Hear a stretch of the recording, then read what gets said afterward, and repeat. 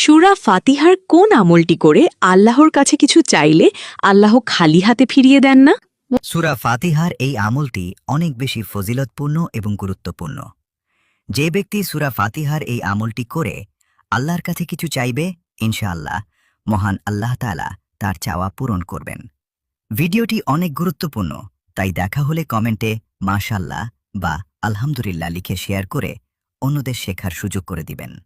আপনি ভাবতেও পারবেন না আপনার মাধ্যমে কত কোটি মানুষ এই আমলটি করবে, আর এর বিনিময়ে আপনি অসংখ্য নেকির অংশীদার হবেন ইনশাআল্লাহ।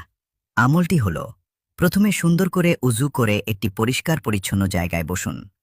শুরুতে ৩ বার দরুদ শরীফ, যে কোনো দরুদ সবচেয়ে ভালো হয় দরুদে ঈদে ইব্রাহিম পাঠ করুন। তারপর ৭ বার সূরা ফাতিহা, শেষে আবার ৩ বার দরুদ শরীফ। আমলটি শেষ করে আপনার মনের গভীর থেকে যা চাওয়া পাওয়া আছে তা আকুল হয়ে আল্লাহর দরবারে হাত তুলে দোয়া করুন।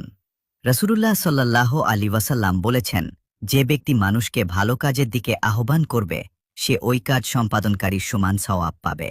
সহিহ মুসলিম। তাই দেরি না করে এখনই পোস্টটি শেয়ার করুন এবং সওয়াবের অংশীদার হন। আল্লাহ আমাদের সবাইকে আমলটি করার তৌফিক দান করুন। আমিন।